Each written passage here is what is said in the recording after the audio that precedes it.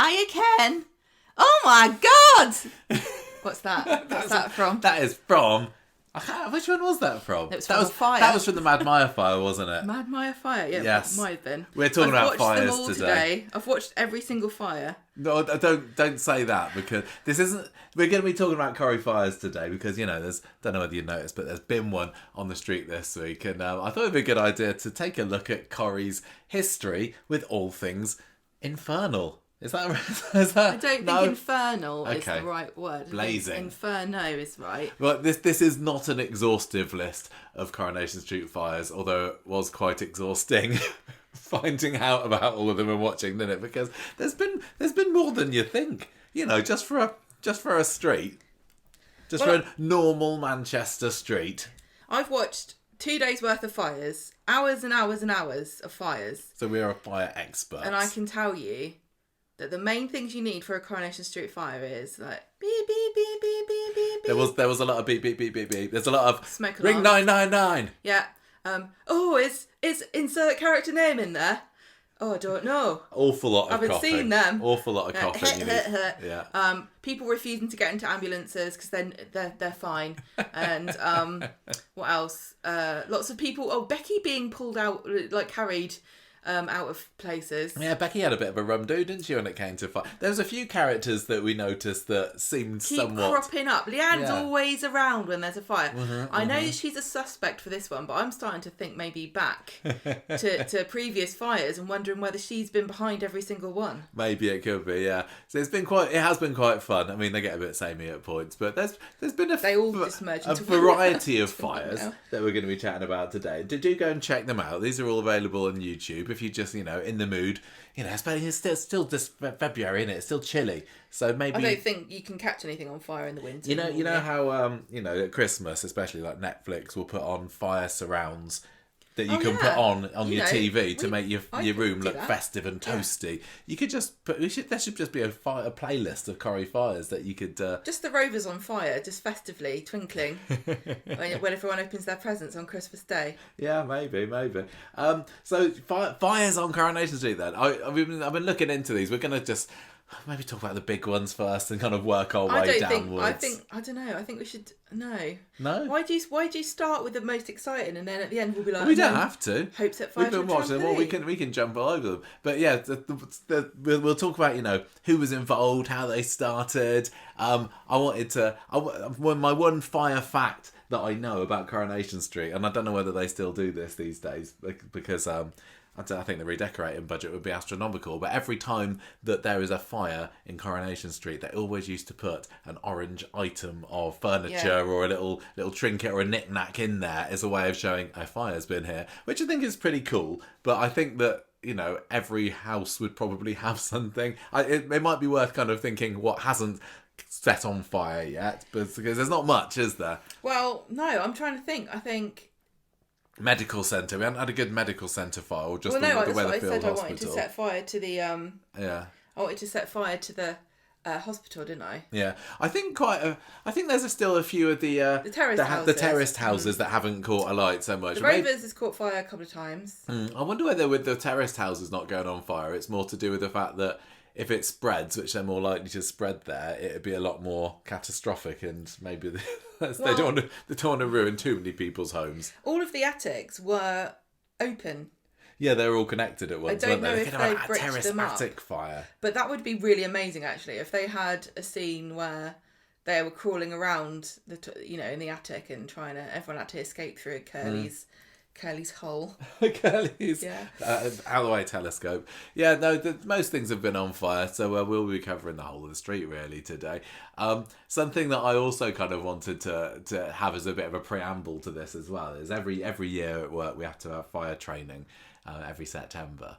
And one of the things that the guy says he comes in is like, it's not like on TV in real life. He's not really northern. I don't know why I give him that voice. And he's like, he every so often during his talk, he's like, and on TV, you'll see them do this. You can't do that for real. Things like running through the flames. You can't really do that, or at least running through the flames and coming out fairly unscathed. Just take a good run up, bursting through. You're fine on Coronation Street, and I've certainly seen a bit of that in the clips that I've watched in the last few days. I know, but it's so funny because I know that you can't, but I also don't believe it. It's not like putting your finger through the top of a candle really fast. You do think that I could run through a fire. You know what I mean? This is the dangerous. No, this is apparently intrusive it's bad. thoughts. Human beings and our intrusive thoughts. Like it. TV can't be made that me bad. do it. Well, the thing that you really, really shouldn't do if you're going to run through a fire is to wet your clothes. As in, like, put a bit of wet towel or whatever. Go in the shower and then think the water will. The steam will not do you so well if you're doing that. And there's lots of things you shouldn't do in a fire. Yeah, you should mostly just. Your main priority is to not be in the fire. Yeah, for sure. There's also a lot of carrying people, just sometimes through flames without protection. Just honestly, a lot of going in and rescuing people. Full stop is not particularly recommended in real life, but unless you're a fireman or lady, yes, like Tony. There's it does seem that in the street and another TV, people will be waiting outside, and for whatever reason, the fire engine is taking a little while to get here, so they all decide to be brave and go in. Not recommended, however heroic you think it's going to make you look. But I'm not going to tell you what to do for your. Not going to tell you what to do for your family. We recommend. I'm just saying, Gemma. I wouldn't come and give you a fireman's lift out of the house. You couldn't carry me. No, I'd say, come on, fire engine, come on, you can do it. You wouldn't rescue me, would you? I'd rescue you. Would you? Thanks. Of course I would. Thanks. Apparently, you earn all the money. Apparently, what doesn't particularly happen so much in real life as well is the waking up and coughing with your room full of smoke in the middle of the night. It's more likely that you die in the middle of the night, but that's not dramatic as well. So characters waking up, having a bit of a splutter, and then making their way out isn't as realistic as you might think. How often do things explode in your everyday general domestic settings? I would be interested to know that, because in Coronation Street you have to have an explosion. Really, if you're going to have a dramatic fire, I'd say you want it to be important and people get on the front of the soap mags. You got to have an explosion. Yeah. I don't know how it's exploding. Not sure how often that happens in real life. But yeah, what you also can't do is walk away dramatically from the explosion, because you're more likely to be shaken off your feet. But in action, when Abby set that car on fire, I suppose she was a fairly good distance from it that time. The other thing is they're not too bad at this on Corrie, I would say, but kicking down a door or window to get in or out of somewhere, not particularly a good idea, because that's going to oxygenate the fire, and that's going to cause a bit of a backdraft. So I think when we go through the fires today, maybe we should see whether our Corrie residents followed those rules or not, or whether they were just utterly reckless. I think I've got a feeling which one it's going to be. I mean, so there's a lot of things that can explode apparently in your house. I just asked ChatGPT, and eggs could explode. Eggs? Says, you got to be careful. Can you imagine that in the Platt fire this week? Just a load of eggs popping out the back window. Was it Ghostbusters where eggs exploded? It sounds about right, yeah. Aerosol cans, gas cylinders, fire extinguishers. Well, that's ironic, isn't it? Batteries, bleach. But I would imagine they'd just make the kind of little fires. Explosions. I genuinely don't believe there's anything in a normal house that would make an explosion. Well, it's that blows the windows out. It's good for the drama, isn't it? It's good for the drama, all I can say. I mean, we will talk about this week's fire, I suppose. We'll talk about it mostly on this week's main episode. We're going to talk about it now? You can give a few quick reactions to it, can't we? Now the dust has settled and the embers have burned out, what's your thoughts on this week's Platt fire? You divided them. I think it would have been better to have done them chronologically. But you divided them into large, medium and small fires. Yeah, but I didn't do a particularly good job with that. Now, so you can hop all over the place if you like. The biggest fires are very dramatic, and I wondered where did this fit on the spectrum of fires. And I would say this was more of a high medium fire than a big one, because there's only one house, wasn't it? One house, and I think the main gimmick, if you like, of this fire was that we had the one take. The tracking shot. The tracking shot. It wasn't one take, obviously. There were lots of cuts in it. But following the characters around as they were running around and capturing the drama of the crowd. Outside to inside, lots of whooshing, camera going whoosh, whoosh, whoosh. I think there was a lot of focus on that rather than the fire itself, the effects of the fire. Effects is the right word to use when you describe this week's fire. I think a lot of people didn't like it, did they? And I enjoyed it when I watched it. I thought it was quite dramatic and fun. I really liked that, you know, the direction.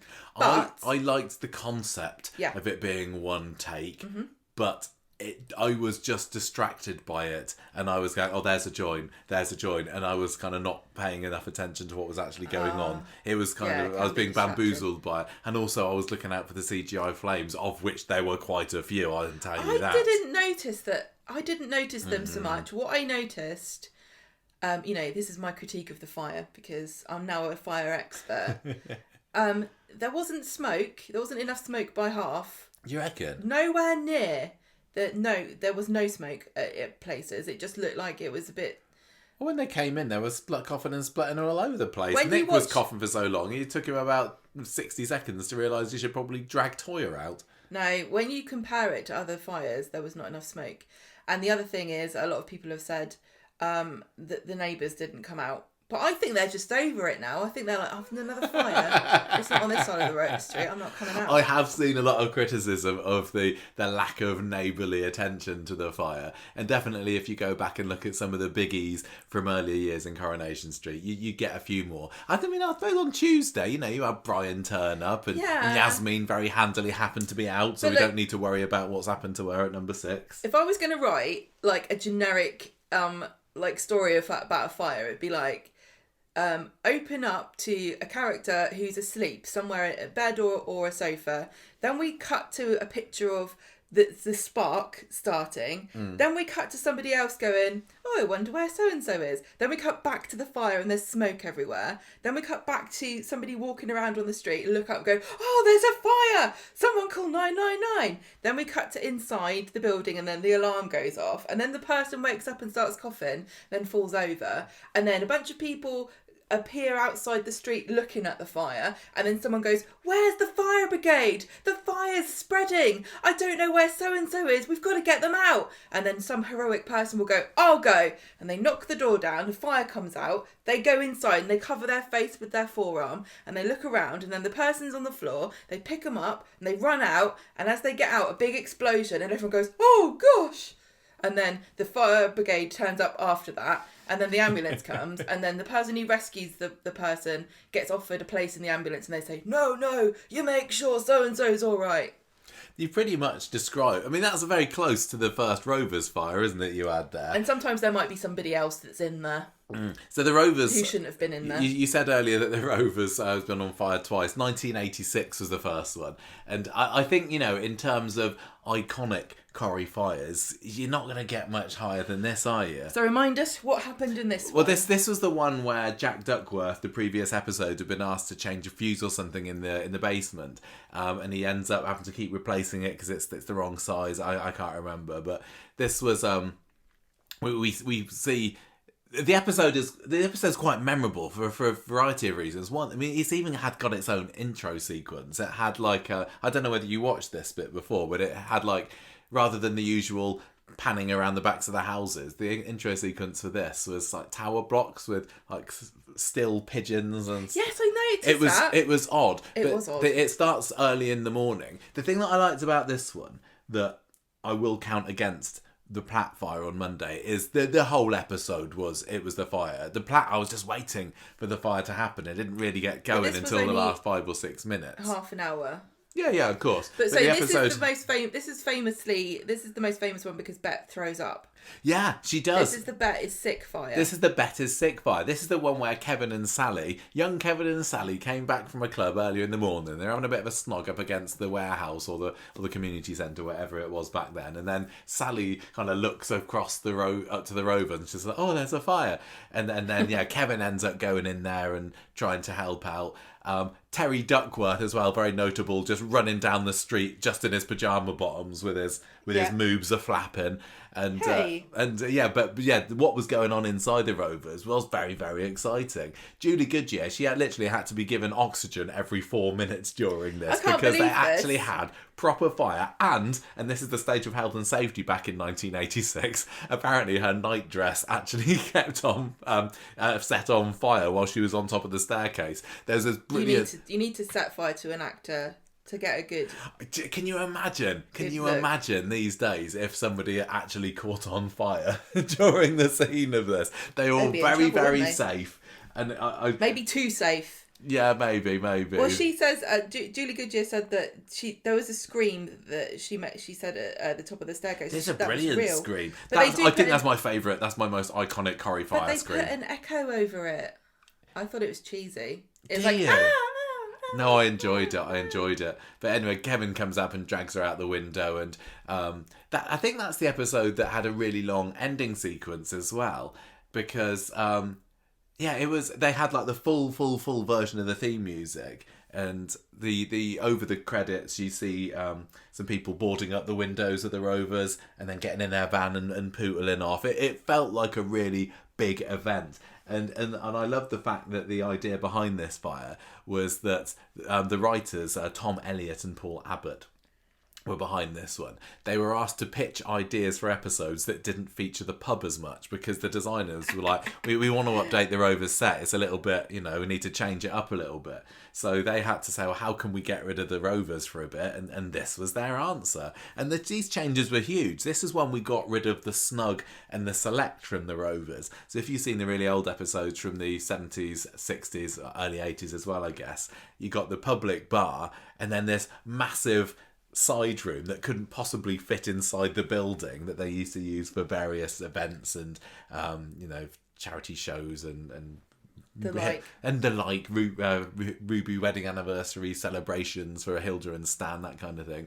And once Hilda and Stan weren't in it anymore, they were like, just get rid of it. Get rid of it. Well, they were. Hilda still had a year left in the show when this fire was going on. She's not going to have an anniversary by herself. She and Stan was long gone, by 2 years gone by this point.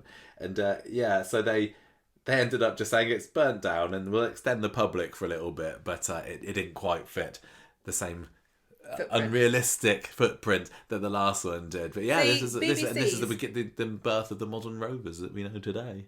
PBC's always going on about how great we are with our Doctor Who and TARDIS was bigger on the inside. Well, okay, ITV had the Rovers that was bigger on the inside. Never went on about it, did they? No. Time Lord technology that made the Rovers. They were very humble about it.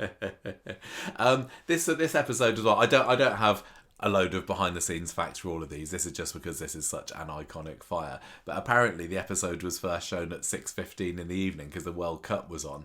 And it didn't get the reviewing figures that they were expecting. So then they put it on the next day as well at 9 p.m. Watch it. And the first showing got 14.2 million viewers. And they were like, no, we can do better than that. Can you imagine that? 14 million viewers and them saying, we've got to show it again. And the second showing got 8.6 million viewers as well. This is like us when we repost one of our episodes that we were really proud of that nobody seems to talk about. Yeah. Like, why don't you? Did you not see this one? This is really good. Or like when we retweet something. Yeah. Like, this was the retweeting of the day, wasn't it? It was. So, impressions of that fire, Gemma? Is it rose tinted spectacles, or was that actually a fantastic piece of event telly? It's more the iconic status of the Rovers that makes this so good, and Julie Goodyear's performance and being sick and everything. I don't know who told her to be sick. Or she just, decided to do it. Yeah, I don't think, and I might be wrong on this, but I don't think I am. I don't think there's been any other fire six in the whole of Coronation Street. The one and only. People are not sick as much as you'd think they would be, because, when you hurt yourself, if you have a sudden pain, don't you feel sick? I haven't been sick for 25 years. That's my claim to fame, actually. I'm sick all the time. Gemma's always throwing up for one reason or another. She definitely would if she was in a fight. No, I'm not always throwing up. Okay, it's because I get a grotty throat and then I go, ooh. If I tried to clear my throat, I go, ooh. Thanks for that. I'm Anyway, not throwing up all the time. It makes me sound like I've got some kind of bizarre projectile vomiting. But I liked the extra touch. I mean, I assume this was planned and it wasn't real sick, but it's those little creative details that really add something to the scene, isn't it? It's fantastic. I like an actress who's not afraid to get a nightie on fire and throw it up down herself. Yeah, exactly. And then crawl through it as well. Yeah, for sure. You don't make them like they used to, I tell you what. I know. So then we had the second Rovers fire. That was 2013. So maybe some of our listeners might be a bit more... So the first one was 1986. Yeah, and this one's been a while. Yeah, a little while had passed. 30 years had passed. We're due another one, maybe. We're due another fire. This was Phil Collinson, who was the producer at the time, saying, "I'm going out with a bang." And he's the one that's gone on and has been working on Doctor Who now, isn't he, Phil Collinson? And he said, "Look, I'm gonna do a stunt that is as big as the tram crash." And yes, we will come to the tram crash later. Yeah, a whole year this took to plan, and they were cutting the budget everywhere for the programme in the 12 months. Well, yeah, but this time they had a reason. They scrimped and they saved so that they would have enough for this second Rovers fire. And the whole thing, which was kind of spread over like 3 episodes or so, took 4 or 5 weeks to film. Filmed in a warehouse. They actually had health and safety and everything at this point. So I don't think that Michelle Collins ended up with singed knickers while she was filming these scenes. They had this huge warehouse. A replica of the pub was built. I mean, this was similar to what we've seen this week with the Platt's house, actually. And I know that the inside of the Platt's house isn't actually inside the shell of the building, but there was a cool thing that they put on Instagram this week that showed like a recreation of the Platt set inside the shell of the Underworld building, and that's the one they used to set on fire, so it wasn't in the usual studio. But anyway, this is in a warehouse. Well, let's just... There was a new upstairs set. There was a cellar. We saw an awful lot of the Rovers in this episode. This was pretty cool. Well, yeah, I mean, so this was... Carl had been going out with Sunita, and he got jealous, and he tried to frame Jason. He was jealous of Stella. Stella and Jason. Yeah, Stella and Jason had a bit of a age gap romance, didn't they? Stella and Carl had been together, but then when things turned sour with Sunita, between Carl and Sunita, Carl started looking at his ex-missus and going, "Hang on a minute, she's knocking off some hunky builder boy. I don't like this." So he sets fire to a bit of paper in the Rovers, and Sunita catches him. He pushes her down the stairs and knocks her unconscious, and then runs off. She collapses. She sort of wakes up but then collapses back again. Yeah, she'd like followed him down the ginnel into the Rovers to find out what he was up to, and this was in the basement, wasn't it? I always love it when they showed the basement. We haven't seen inside there for years now. So Stella's up in the bedroom, and she's like banging on the window going, help me, I can't really shout because I'm doing my northern accent and I can't talk loudly." Well, there's some bathroom scenes as well. I think she's in the bathroom with the candles on when the fire first starts, but obviously he doesn't know that she's in there at this time. So Carl has to go and rescue her. Yeah, anyone who was anyone in that street was in the bistro at this point, because this is when they had the full Monty on, and I think Carl was part of that as well, and he'd done a little bit of a sneaking away for this, so he kind of realises, oh heck, Stella's in there, and so he rescues her. And then Tony, the fire lady, goes in as well, and so does Paul, the fireman. Yeah. And she dies because everyone gets out. We did have a death from her. Yeah. And something falls on her head. I was like, I'm gonna say that although fires are obviously devastating to the properties in Coronation Street, you've actually got quite good odds of surviving it. Hardly anyone dies in a fire. No, very few fire mortalities in Weatherfield. I mean, Sunita died in hospital. Yeah, from this. Yeah, no. Carl took out her breathing equipment, didn't he? Because she would have lived otherwise. That was quite fun because I think we knew that Shobna Gulati was leaving, and I think everybody assumed that she would die in the fire. Right. And there was a great scene of her walking through the bar on fire. It was that was ace. That was really smart. Fire. The bar was on fire. Yes. So she, but she gets out. Yeah.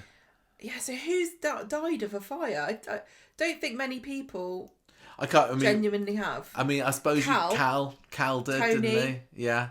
I mean, nobody cares about Tony. No, it's pretty fine. Even Leanne the rabbit, Simon's pet rabbit, survived a fire, and he had no good reason to. I'll tell you that. Why don't people die from fires in Corrie? I don't understand. Is it because they happen so frequently?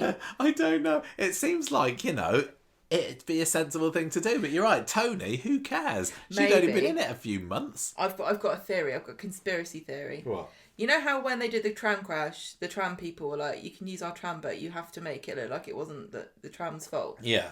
Maybe the fire brigade are like, you can use our equipment. You can have a lend of our fire engine. But you can't kill anybody with fire because we love fire. We want people to have more fires and we don't want to... No, I thought you were going to say that it makes them look bad if they don't rescue people. Well, our firemen have to rescue everybody. Although I would also be interested, and maybe again we will realise this as we're going through the fires, how many people were rescued by fire officers versus rescued by helpful neighbours? I don't think hardly anyone gets rescued by fire people. I think they just turn up and go, oh yeah, that's a fire. That's probably why they always turn up so late, because it's like, what's that? Ring 999, what? Another fire in Weatherfield? We'll be there in half an hour, love. You sort yourselves out, and then we'll come and clean up the mess afterwards. Just a normal drill, isn't it? Send one of the brave ones in. I thought this was a really good fire, the Rovers. This was more elaborate than the first one, wasn't it? Oh, 100%. I mean, as I say, it was 30 years. You had a lot more experience. You had a lot more budget. You had... Yeah, it was brilliant. The inside of the burning bar was quite a spectacle. Yeah. And you got to see, like you said, because they constructed a set in a warehouse, you got to see, all the levels on fire. Mm. Yeah. And you like you said, Carl did rescue Stella, but he came out of the pub first. He was watching it for a bit, and that's when they realise that Stella's banging on the window. So he lets himself round the back. He goes, again, back into a burning building. Don't do it. But he did, and there was, going up the stairs. Like, the whole pub, this iconic Corrie landmark, was all aflame. That I'm going to say that's a good fire. Again, it's Stella. Why did you rescue her? Yeah, she's not the most thrilling of characters, is she?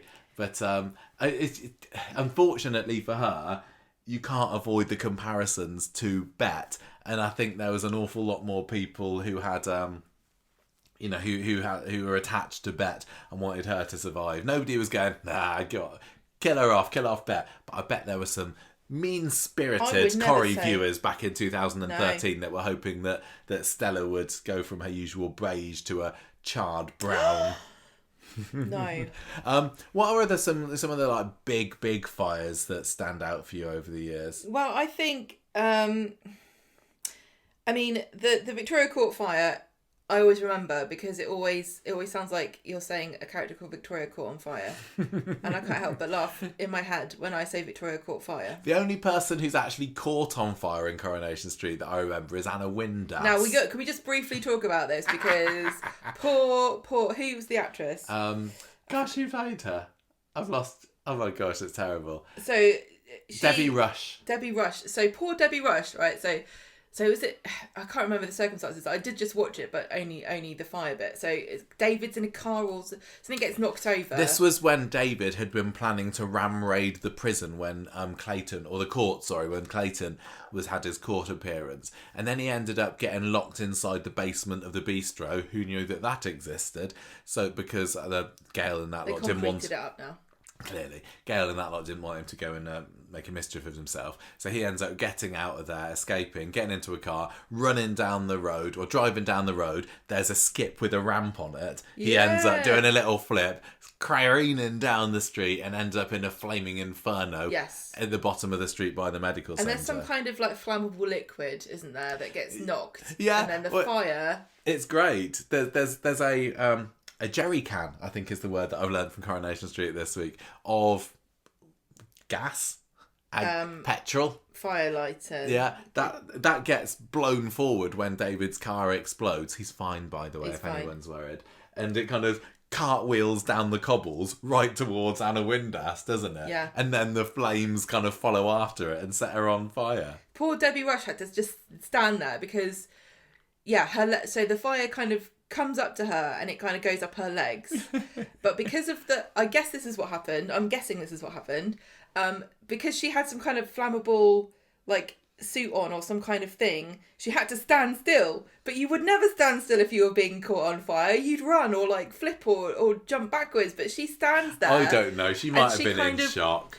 She waves her hands like Wallace. Yeah, and I always think of backwards. Wallace and Wendelin when she's doing that. And screams, and then everybody puts her legs out, and Pat Phelan's watching and laughing. Well, this is where Pat Phelan's evil side. slight of calling her the char-grilled fishwife came from, Horrible. which was brilliant. And, we loved to hate Debbie Rush's character, didn't we, Anna Windass? I really because didn't we like loved Anna. because we love Phelan so much, and she was his nemesis. So when she caught on fire, it was quite fun. Anyway, you going back to the Victoria Court fire. So this was only a couple of years after the Rovers had set on fire. Yeah, so the 2 new years producer later, was literally. like, well, let's do it again. Oh yeah, fire! I can do a fire. And it's taken another 10 years to have a fire quite so big with the plats. Although, like you said, the plats large to medium, I suppose. And if you get rid of all the CGI fires, it's not much more than a little spark. At the moment, I do think that it's almost every year there's a fire on Coronation Street.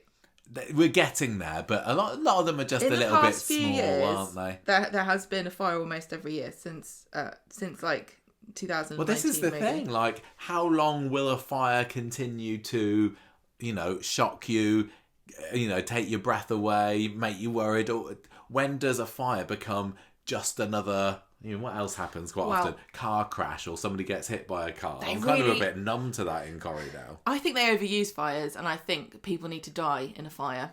But anyway, I think they need to raise the stakes. You're right. Victoria Court fire. Actually, 2 people died. I forgot about Maddie. How could I forget? Yeah, Maddie.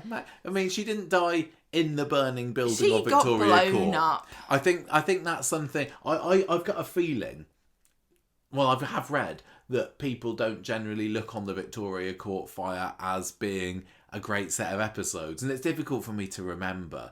But looking back, my memories of it, I don't even know what I thought about it at the time. I can't remember now. But when I look back on it and rewatch clips of it, I think no, that was actually a really good fire. Yes, it had characters being stupid. Like at the end of it, basically, you got Cal, Leanne, Amy coming down a ladder to escape, and then Leanne decides to take a moment to pause and shout out to Cal, "Yes, I will marry you." And Cal's at the top there going, "Get out Thanks, of the love, way. But can I get on the ladder, But please?" also, and then he ends up dying. Cal died from being polite, because I would be climbing over Leanne. I don't. Why do we have to use the ladder individually? Why? What's the word at this point? Right, health and safety, yeah, important. But at this point, what's the worst possible thing that can happen if we both go on the ladder at the same time? We fall, okay? We might break our legs. We're not going to get blown up, are we? Well, Cal's unfortunate. What happened with him was there was a gas canister on one of the balconies out there, wasn't it? Well, it's from a barbecue, I think. Yeah, and he sees that the fire's spreading to there, and then there's a big boom. So this was Carla in the flat, and Amy was there with her, and Tracy sets it on fire because she doesn't know that Amy's Well, she there. accidentally sets it on fire, and that was a great twist. That was another thing that I think that the Victoria Court fire has in its favour. Although we went into the week knowing that the flats would be on fire, we didn't know that Amy was going to be in there. No. And Tracy goes to kill Carla. Yeah, she wants to bosh her on the head like she did with Charlie. Yeah, but she chickens out of it, leaves a candle burning next to a lamp, that catches on fire.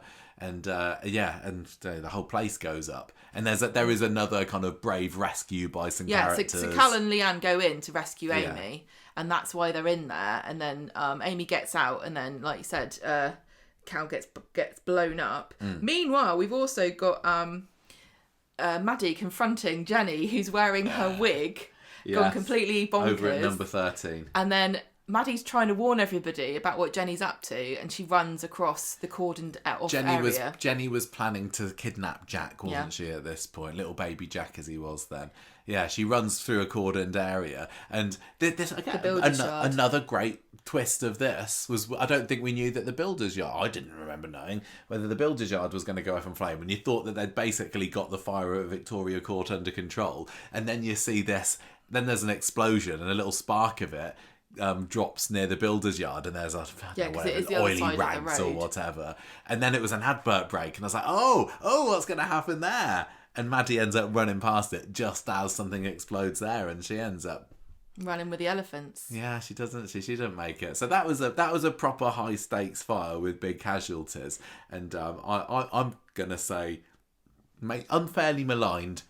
Well, but maybe I need to watch the whole thing again to see whether I can pick holes in it. I don't know. They worked with this company called Real SFX, didn't they, to make this happen? Yeah, I think that they did the Rovers fire as well. Yeah, and there's a few behind the scenes details about that I found. Like, you had a team of 6 people. They set all the fires up, the explosive. There were 30 or so gas feeds into the sets, and then that's how they do it. If you want to have a little flame, little fires poking out from here, there, and everywhere, you'll just hook up the gas to it and turn it on like a big Bunsen burner. Yeah. So it's all very, very controlled. Turn it up and down. Yeah, you don't just, chuck a match and hope that it doesn't spread to the places that you don't want it to spread to. Everyone on set had clothes that were fireproof. They're not going to get caught out again, are they? No, Judy Goodyear. That's it's a bit like after the Titanic, isn't it? They had to make sure they had all the right number of lifeboats. And there was a fun behind the scenes video of this with Jane Danson, kind of very excitedly giving a tour of, hey, look, we're doing a big fire. Jane Danson is always around the fire. She is. I'm gonna say Leanne is the most flammable character. Yeah, I think she is. But yeah, she's going around and she says, "Oh, look, my clothes have all been sprayed with this stuff, and now they're all crinkly." Maybe she's inflammable. No, that means flammable as well, doesn't it? Yeah. She's unflammable because she hardly ever gets involved in the fire, but she's always there. She is. She had many suspiciously high number of lucky mistakes. Yeah. Yeah, and the cast were like, right, if you run that way, you run that way. If it gets too much, here's a signal you got to say. Yes. And the St John's ambulance was there, and all the firefighters that you saw on the screen, they were real. Mm-hmm, mm-hmm. I think at this one, they did get at least one member of the public phoning up 999 saying, I've just heard a massive explosion. I can see flames coming from Media City. Get down there. Media City? Yeah, they'd moved by this point. And they do let you know, because I can't remember how... This one last year, there were leaflets, weren't there? Yeah, they let the residents of the area go, like, don't phone up, please. But you know what? I've just had a great idea for a gritty ITV drama. Go on. How about a writer on a TV show plans a massive stunt, right, that needs all the firefighters to come and stand by, and then sets another fire somewhere else to kill off somebody, and then maybe it's an actor in the show and nobody believes that they're really in danger because they think it's there you go, get that down, all you aspiring write it down. I don't see how you could fit it into Coronation Street. Give Gemma a little credit at the end of it. So yeah, I think I enjoyed the Victoria Court fire, and that. Well, it's because 2 people died. Yeah, this is the highest body count of any fire ever. And I think isn't it? I think the fire kind of did last over a few episodes. This was another Britain's Got Talent week, and I think it starts on the Tuesday and is all out by the Thursday. But you had that Wednesday episode in the middle that was full on fire action. And again, I don't want to keep ragging on this Platt fire, but that really was kind of over within 5 minutes, wasn't it? Well, it was the end of one episode at the beginning of the next episode. Yeah, but they even repeated a bit at the beginning of Tuesdays. I think the long-term effects are going to be more pronounced. That house is going to be out of action. That is a much more iconic building to set on fire, and that does give it point. We should be ranking these fires, from Little Spark up to Raging Inferno or something. Wow. But yeah, I think the Platt's house is going to be boarded up for a while now. It barely feels like it's been redecorated since it was built, does it? It's huge. We're just looking at it today. It's actually really, it's the biggest house by far. Because the other two, I don't know. I think Sally and Tim's have got because they've got this Gale's Annex. Yeah, it's a girthy one. It is. But yeah, I hope that they are able to give it a proper renovation. Proper modernisation. We're not really talking about aftermaths of fires, but I anticipate some kind of significantly long story is going to come out of. Oh yeah, this. for sure. Now, we said Tony the fire lady died, but she's not the only Tony that's died in a fire, because Tony Gordon. Oh, Tony Gordon, he died in a fire. We get into that one, are we? I think if you set yourself, I think if you're named Tony, just run. Yeah. Because how many Tonys have there ever been in Coronation Street? We're not many. Yeah, Tony Gordon. So this was another Britain's Got Talent week, wasn't it? This is 2010. I'm gonna say the Underworld Siege. Yeah, and he also killed off Hugo. Oh yeah, from the Vicar of Dibley. But that wasn't during the fire. That was a fight. There wasn't a whole lot of fire in this episode. The drama of this week was more Tony's got out. He's got Hayley and Carla captive in Underworld. Hayley gets out, and then at the very end, you got a few minutes of fire at the end. But it spreads fast, and being in a factory full of probably very highly flammable knickers, that's going to go up with a massive whoosh.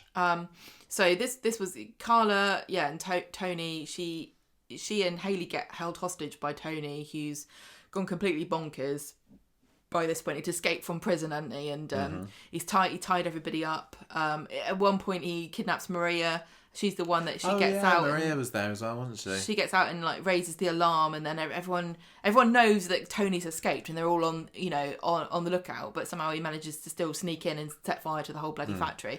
Now the factory and the warehouse and all that kind of bit, that seems to catch on fire quite a lot. The factory is, I'm gonna say. I mean, I think there's been more factory fires than there have been even the Rovers. I mean, the Rovers was twice, but the factory's been on fire quite a few times. Well, I mean, there was that bit with Hope when she was in the factory. You'd have to have a whole segment for Hope later. I really want Hope to do a massive fire. I think she's got to. She has to. It's going to be a disappointment if she fizzles out, yeah. But the fire in this one was basically Tony realising that his number was up, and so he started to...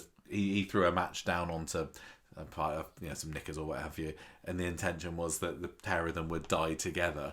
And Carla, not so chuffed with that idea, tries to escape, and they have this epic fight among the flames that was really visually quite fun. And she's running up the top of the upstairs in the factory. There's fire all around. She jumps down into a box of lingerie, fabric. Yeah, it's really, really fun. And Tony's there at one point, grabbing hold of her and saying, "Don't fight it! We got let's just go out. Look at the flames. Look at the flames." Yeah. So she ends up biting him, escaping, and they have a bit more of a chase. She's got a gun. It's all this is high Hollywood action here, wasn't it? Yeah, this was over a few episodes.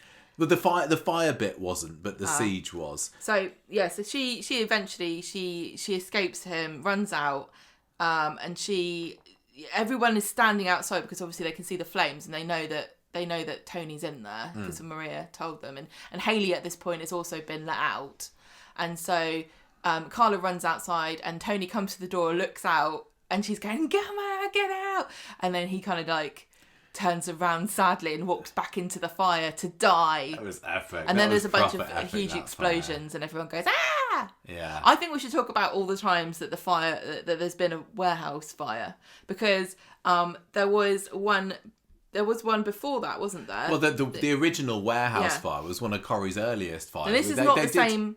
So the factory and the warehouse are two different places, but they're in the same location, kind of, because the warehouse was all the way across where the Masonettes are. For a few years in the 70s, they had this mail order warehouse. The road has been many different things. So it was at one point this big warehouse. Yeah. So this was a celebration of the show's 15th anniversary, and it coincided with Ken Barlow's 1000th episode as well. He didn't do much though. No, he didn't have a whole lot to do. He's already been in a fire years ago. We'll get to that. This was pretty much where the He's been in two fires by this point. Yeah. There were earlier fires than this. There were black and white fires. This is glorious. We'll get to them in a minute. Yeah. So I found watching this quite interesting how much they just showed of the firemen coming, unraveling their hoses, unscrewing a thing in the cobbles and getting the water out from the ground. There was an awful lot of the just general rescue scenes and spraying the hoses onto the flames and. Well, let's say what the main story of it was. So. There's a bunch of naughty teens that are playing havoc on the street, doing all kinds of vandalism and stuff.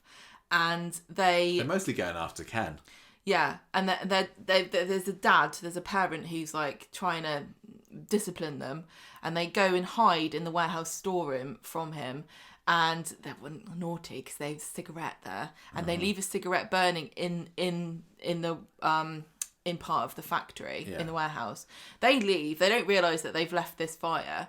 Then we get to see Edna and Ivy. They're having a bit of an argument, aren't they? Yeah, Edna G is a character that I'm going to say neither of us knew a whole lot about. I don't think that she wasn't a main character, was she? Although she was more of a character than at this point than her husband Fred was, who then went on to become a very legendary Rovers potsman. But yeah, she just happens to go out. She's being berated by Ivy because of shoddy work. So she gets fed up. She goes off to have a cigarette. She opens the door of this room that's on fire and just gets blown away. You never see her again. I'm gonna say. Yeah, I mean, she dies. This is probably the earliest Corrie fire casualty. Probably the most comedic one, because she literally does just go up in a puff of smoke, doesn't she? That she opens the door. It's because of the backdraft that I was talking about earlier. This fireball just engulfs her completely. Massive load of smoke as well. And she goes, ah! And that's the last that we see of poor Edna G. As I was watching a bit more of that episode, and as kind of people start to realise what's going on, I think that they say that they found another body as well. I'm not really sure who that is. So I think there was possibly 2 casualties from that fire there. But that was a great episode, and it had everyone running around outside. Everyone saying, what's happened to Edna? There's random extras. We didn't get any of that this week. And there's a few nice shots inside the burning building as well. There's one scene of the firemen coming in and tackling the flames. There's I think the shots that were filmed outside on the Grape Street set there were mostly contained to a few flames at the window and smoke coming out. It wasn't loads, but it felt really busy, and because it was during the day as well, it feels like quite a lot of the fires happen at night on Coronation Street. I suppose that's more visually exciting, isn't it? Having the bright orange contrasting with the blackness of night. But this was just a daytime one, and it did mean that there were more people around to spectate. I wonder whether it's just easier to overrun if you have it at night time.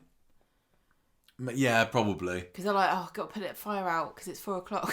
Yeah. Well, it feels like these days fires take a very long time to film, don't they? Was it? This is all the health and safety nonsense. I think it was the Rovers fire that was filmed over 3 or 4 weeks or so, and even this one in the Platts, because we saw this leaflet they put out saying "Watch out, there's going to be fires." That took 3-4 nights maybe to film, and I get the impression, and I may be wrong here, that back in the day, despite the fact that they didn't have anywhere near as many episodes to film, they just kind of bashed it out in one day, and what they got was what they got, I know, yeah. They also had the after effects of this fire was everyone was evacuated to Bessie Street School, so there were some quite fun scenes there of the street just looking miserable. They did evacuate the whole street with this fire. I think, and it feels like that doesn't happen quite so much these days. No, you should get evacuated, really. Well, on that same place, a few years before, and because they comment on this in the episode, there was the Maisonette fire as well.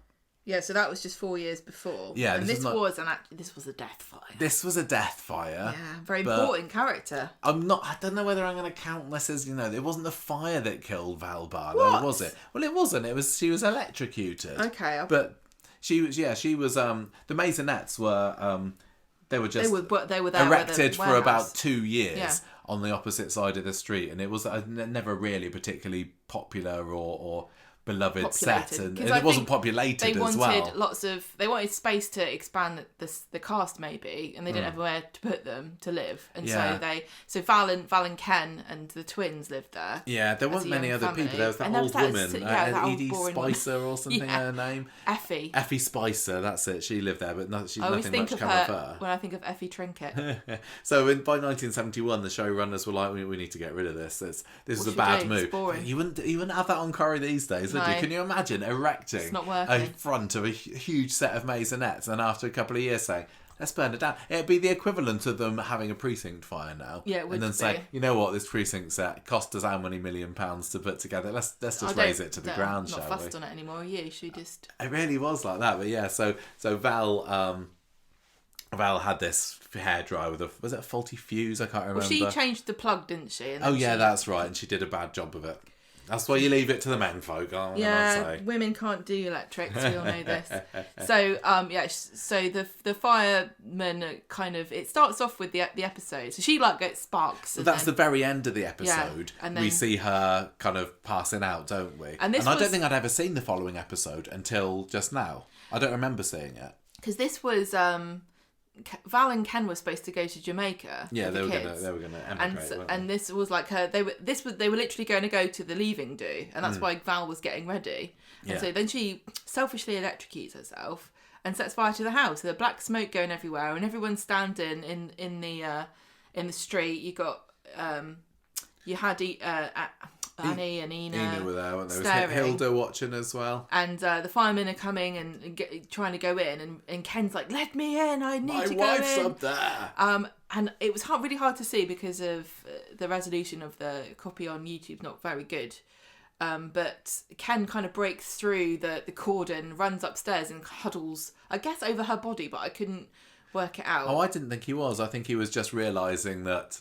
Well, he can't go in and it's all a bit hopeless. And we get to see them all staring. So we look over the shoulder up at him. So all the characters, we kind of pan across the back of their heads as they're staring at Ken weeping over his Jamaican holiday that Val's ruined.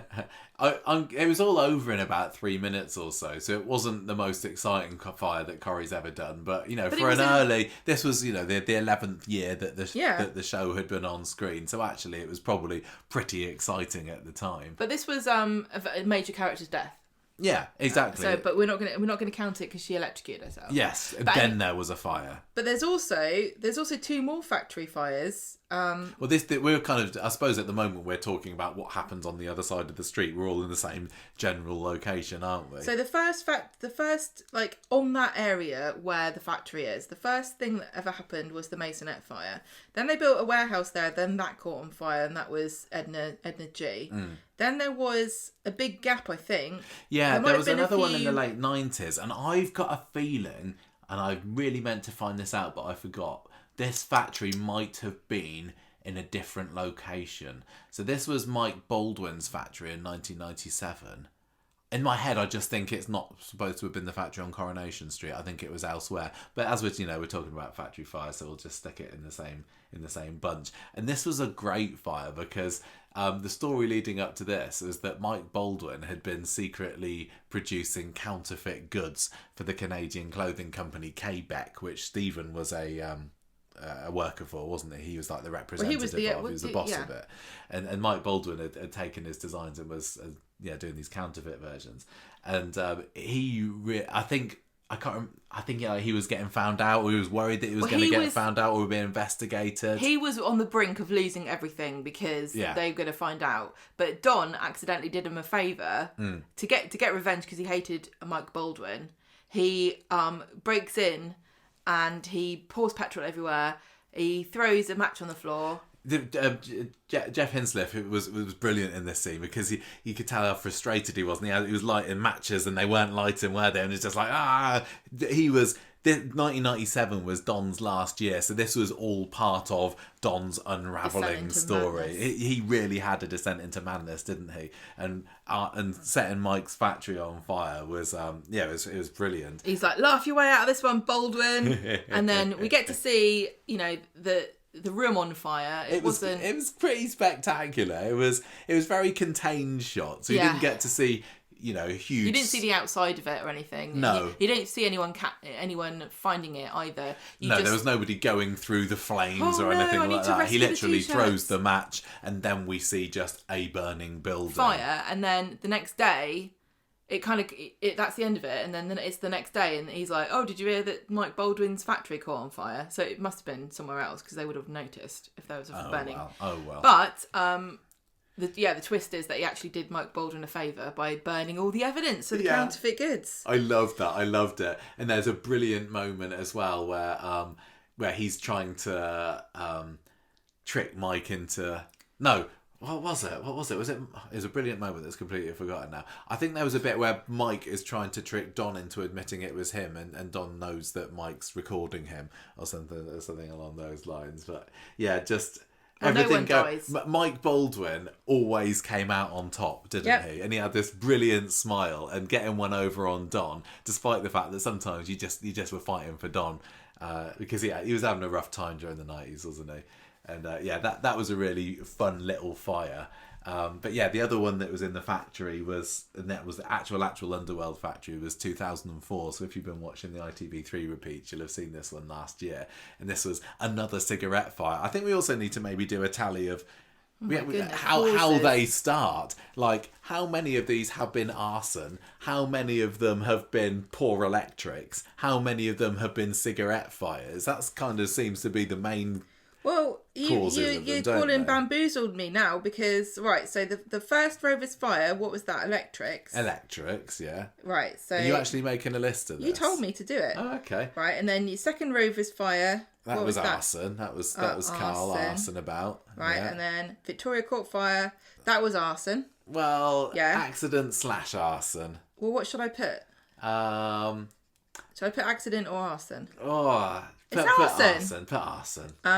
Right, and then the Platt fire, that was arson. Yes.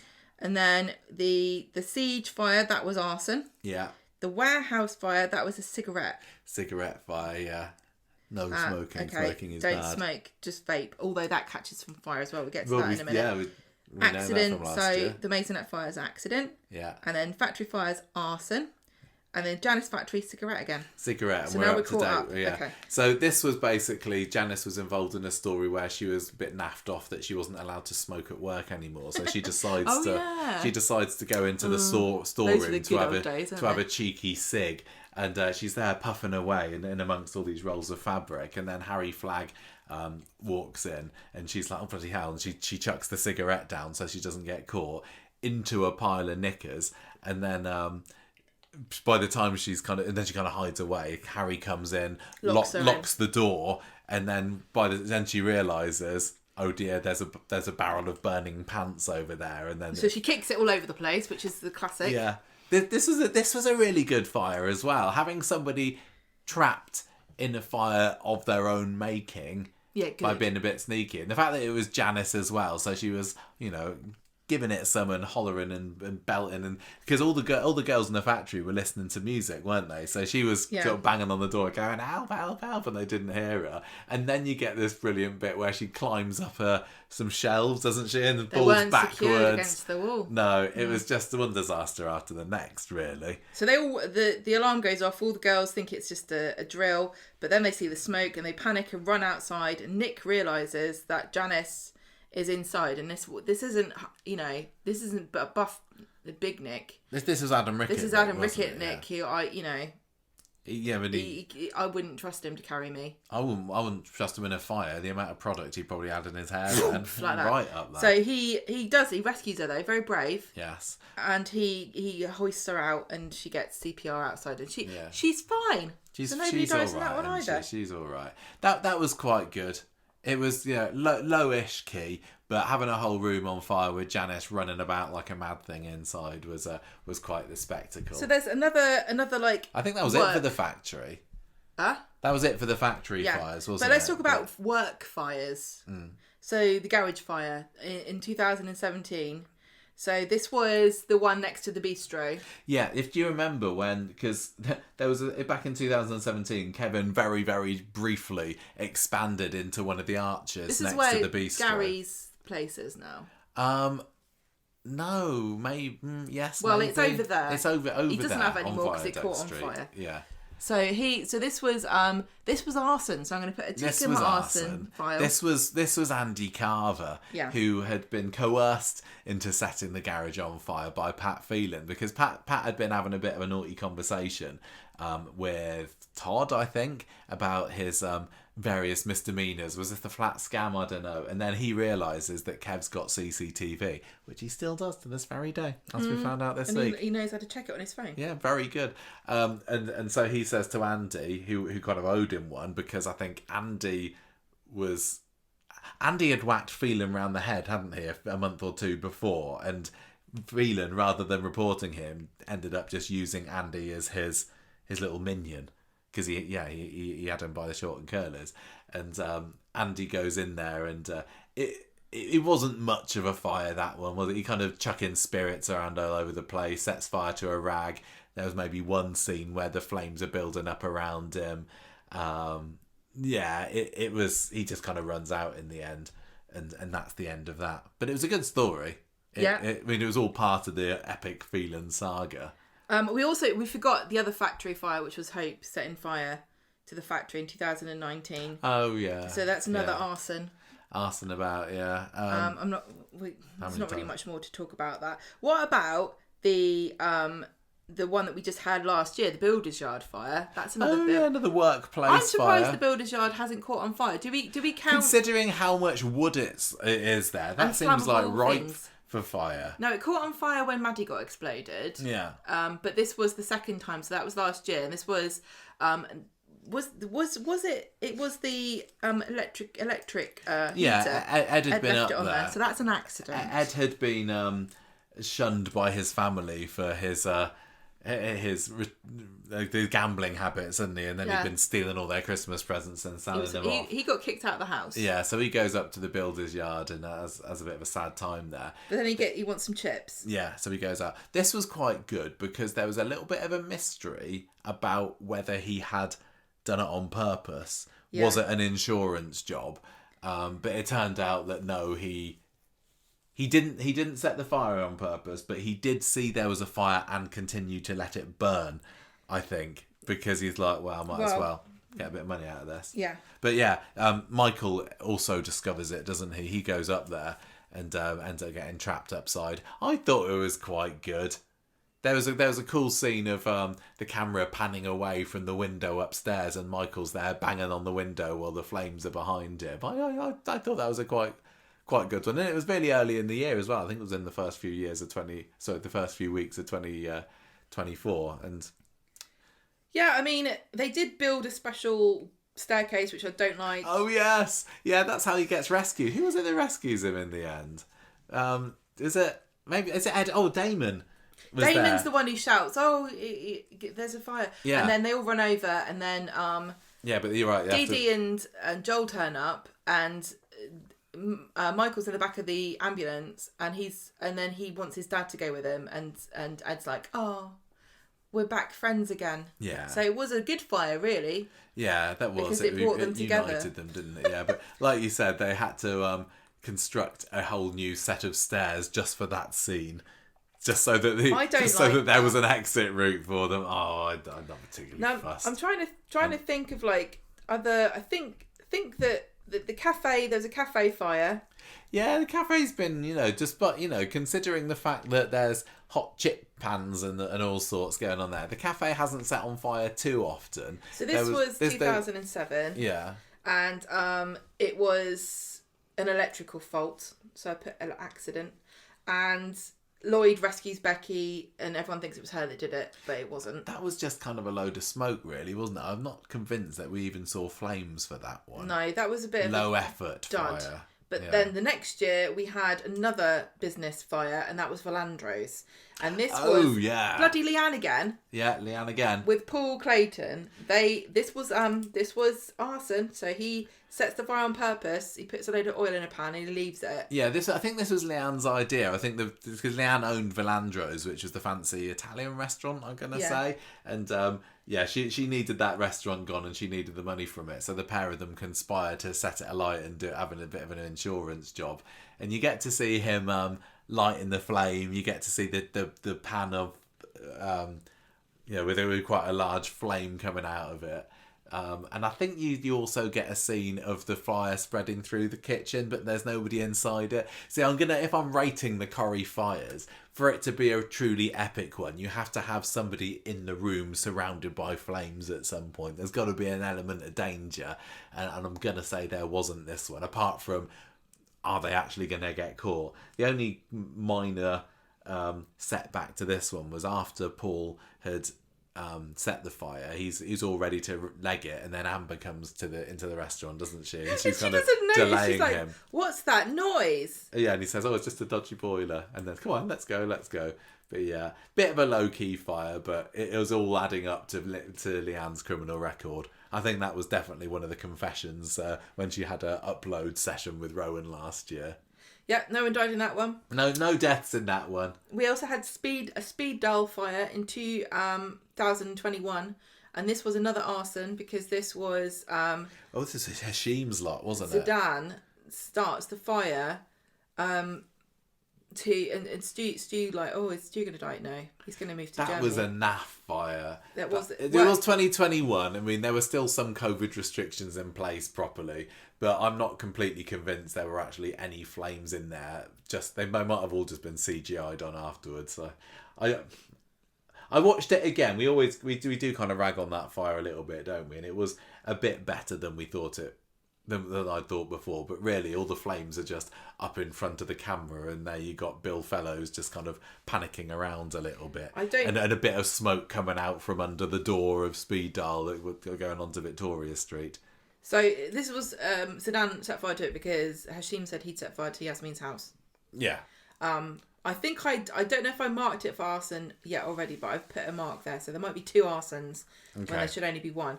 Okay. So what else we got? Any other? I'm trying to think of any other business fires. I think a lot of the rest of them have been houses since then, haven't they? Yeah. We had a boat. I know a business fire. I mean, it was the hardware shop. Sally and Danny's hardware shop caught on fire, didn't it, in the early 2000s? So this was where Prima Donna is now, and it hasn't been a kebab shop all the time. It was a hardware shop at one point. It was Peter's flat rather than the fire started in the hardware shop because right. Jason had been changing a fuse on the radio because Sally and Jason worked there together for a bit. Accident. Puts the wrong fuse in. And then and sadly for Sally, she was just getting ready to sell off all of her stock. She wanted to close down because it was losing her money. It was hemorrhaging money. And then it all goes up in flames. I think she was going to get like 17 grand worth of cash back for all the stock that she was selling, but sadly didn't get the chance. But I suppose the drama with that was that the upstairs, this is where Martin and David were asleep because that was Martin's flat back then, wasn't it? Having a cute father-son moment, boys' watching night videos, eating pizza, fall asleep in front of the telly, and then the whole bloody thing catches on fire. And so you had Gail and Richard drive past. Gail sees it. They all run out. There's a bit of an explosion. Windows bursting out. Richard and Tommy go in and drag them out. And Sally comes and she's sobbing because it's her business. So this was Jason's fault. He put the wrong fuse in a radio, apparently. Yeah, his dad was an electrician and everything as well, wasn't they? Old Tony. He's probably very disappointed. But nobody dies in that. Nobody dies in that one. But there's What about a big business fire that we've missed is that Maya fire. We referenced it earlier, but we haven't talked about it. And I think lots of people are going to say that was probably one of the best fiery moments that Coronation Street has had. Go on then, tell us about this. Who doesn't love Mad Maya? And I'm just going to put the arson in. She's got 10 now. Do you give her a tally for every one of Dev's shops that she sets on fire? Because this was an epic string of episodes. Yeah. And she's been spurned by Dev. She's just been going. So she's jealous, isn't she? Jealous of Dev and Sunita's happiness. Yeah. And she decides to get that revenge. First of all, she tried to ruin the wedding by getting them arrested. Then they sort of shook that off.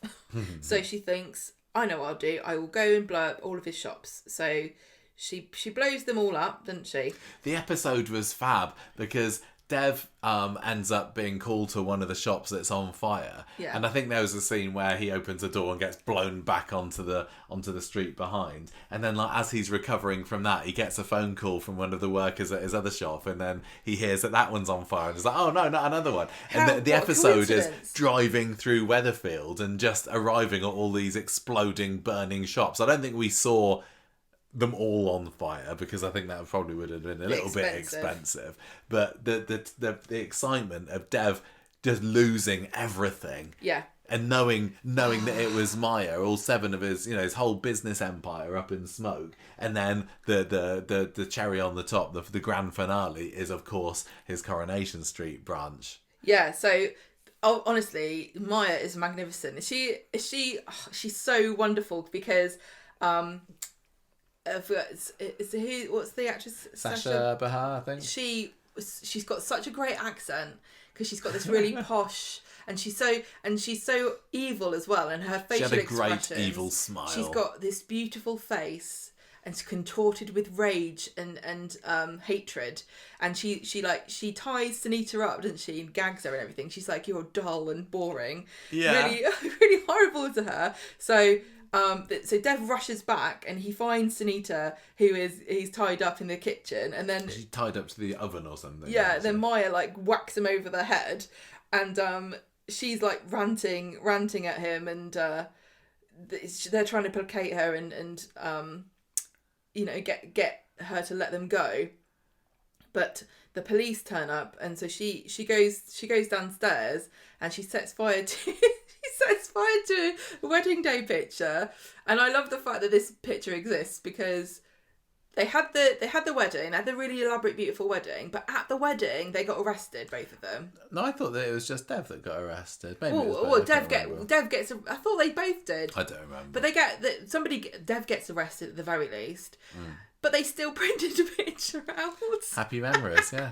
And so she takes this cursed picture. They'll probably just look back on the whole thing and laugh. Probably. Go, remember that? That's a story for the kids. And then she sets fire to it and puts it in the shop. So the shop catches on fire with them upstairs in the flat. Poor old Shobna Gulati, she was involved in two pretty big fires, hasn't she? I think you've got to be in at least 2 fires in Corrie. Do you reckon? Before you really can Before you become a true icon. That's how she's a doctor now, isn't she? Exactly. So anyway, you get to see a few shots that go like through the ceiling. So this is good. This is a mark of quality for a fire when you get to see the camera panning upstairs or through. Yeah. And I'm not multiple talking rooms. About like we saw with the Platts this time, where it was kind of they're outside, they're inside. It was a bit of it was a special effect, but the actual practical effect of seeing a flame downstairs. Panning up, and then you got some characters on a second level. That's pretty special. Yeah. So this was also the fire where you get Vera doing oh my god! So everybody runs out, don't they? And they're all gawping and watching. Yes. And Rita, Leanne, and Jamie are noticing. This is when they notice the smoke, and Ken's there, Vera's there. This is what a proper fire should be. Everybody on the street being called out of their houses. It is a spectacle. Everyone gathering there, watching what's going on. And who was it that rescued? Was it Kieran? No, Charlie. Yeah, Charlie. Stubbs ends up rescuing Sunita, doesn't he? And Maya's at the far end of the street by the medical centre in a funky red sports car. And the look on her face when she sees that Sunita is free. Well, no, hang on. This is what happens. So she's in the car and she's watching the carnage, and she sees Dev get rescued, and he's pulled the gag off of his mouth, and he's looking up at the burning flat, and he's screaming for Sunita because she thinks she's dying, and there's Maya in her car like watching this like, oh brilliant, and then she hears Sunita get rescued, and she does this beautiful sneer like oh I can't believe it, and then she like drives her car at them, crashes into the wall, and then she like gets at you like, oh, I'm gonna reverse and get you anyway, and then a lorry hits her. We don't know what happens to Sunita. Maya. She could still come back. I would love her to come back so much because she was exceptional. This is rife for a comeback. I can't think of many characters who would be such a brilliant comeback, and somebody who's still got beef with a major character on the street. And also the kids too, like that would be quite a kind of almost Kill Bill-esque kind of revenge if they dispatched her after. She's still involved in acting. She still does theatre work. Me and her exchanged emails. Like, I emailed her. She emailed me back. She is still doing work. She's still doing stuff. Yeah. I mean, I genuinely do think that Maya coming back would be on the top 5 of most people's lists of characters to return. I mean, the question is, it would be a very short. It would be a short comeback, and there's the risk that it would be a bit of a damp squib. Or like it feels like she went out in a massive blaze of glory, literally, so great. And unless they were able to match that, and this was one of this was by far a top 5 fire on Coronation Street, because this had an explosion as well, didn't it? 2 major characters, loads of explosions, loads of fires. Yeah, loads of explosions, but the actual corner shop exploded as well. I love it when they have explosions during fires and like the rubble lands at the characters' feet, and then you see like the behind the scenes making of in the far away shots, and somebody's just like chucking bits of wood at them or bits of plastic. Yeah, but absolutely brilliant fire, that one. If you're going to watch any for the drama, it's for the story. It wasn't just a fire story. Some often when there's a fire, it almost comes out of nowhere. Fire is the main story. Yeah. Whereas this was like the was the culmination of her psychotic revenge massive story. Revenge, yeah. And just how intelligent she was too, and like she threw her whole life away because she was jealous of Dev and Sunita. It's hilarious. Yeah. But and also at the very end, I felt sorry for them both, because Dev and Sunita both still had their hands sellotaped behind their backs, and they're kind of like trying to hug each other, and all they can do is kind of like chest each other. Give each other an Eskimo kiss. Yeah. What else should we do? Should we kind of move on to the houses? Let's talk about some of the so there was a Claire fire. Yeah, there was Ashley and Claire's house went on fire once. This had an early appearance of Vicky Myers, didn't it? Yeah, she was back in the day when she was not a cop, she was a paramedic, and she comes in and Claire's basically woken up in the middle of the night. Their house has been on fire, and it's a bit of a mystery about how it's happened. Because she does a few coughs, doesn't she? Gets rescued.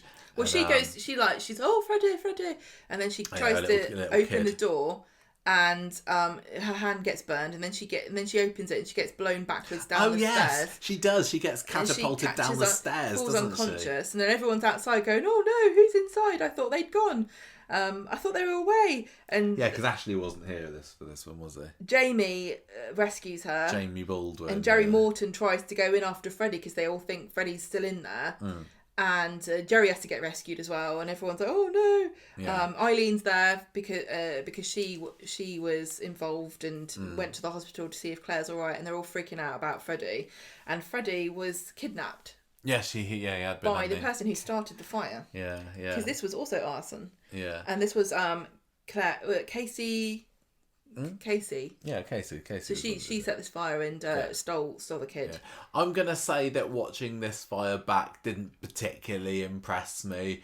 I wasn't a huge fan of Claire as a character, and I know I'm sorry that a lot of people were big Julia Hayworth fans, but I never was really that into her.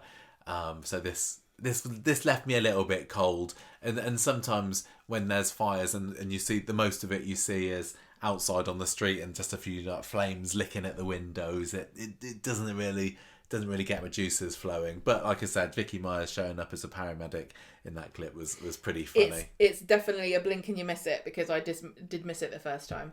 And then I read on the notes, I should probably go and watch that again. As we're on that side of the street, and all 3 of those maisonettes on the posh side of the street have gone up in flames now, because in 2020 we had Jeff starting a fire there, didn't he? This was in his final episode. This was the 60th anniversary episode of Coronation Street, and this was particularly notable as well because it was filmed amongst. This is right in the heart of the COVID restrictions, wasn't it? And yes. we had months of characters not being able to be anywhere near each other. But I think this was maybe the first and probably one of the only times when the actors bubbled up. They to each other, didn't they? They had to be in each other's.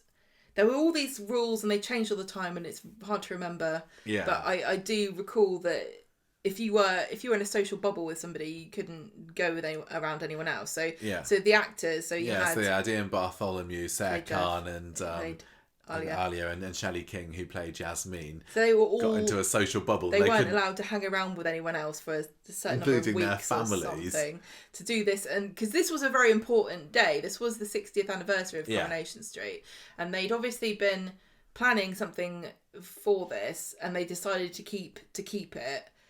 It was limited in what they could do. So the sinkhole that they ended up having the following year was actually what they were going to have for the 60th anniversary, but they needed to have some kind of spectacle.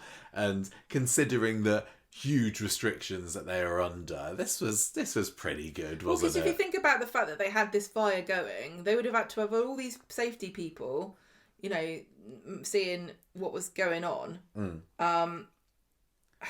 And well, if you're all done up, if you're all covered head to toe in your fire safety gear, maybe you're allowed. Maybe you're right. Yeah. Not going to pass COVID through a fire mask. So there was the trial, and after that, Jeff obviously wanted revenge, so he goes and confronts Yasmin in the house. He's already knocked Alia out at speed dial. And he's whacking with a money box or something. Yeah. So she's trying to phone the police. He lights a match. It drops it on the floor, and then so Yasmin like runs all the way upstairs. We get to see the upstairs of the Nazir's house, and they have a fancy little stairway going up to their attic. So there's a lot of room up there as well. So you know it's a special episode on Coronation Street when you see the upstairs. Yeah.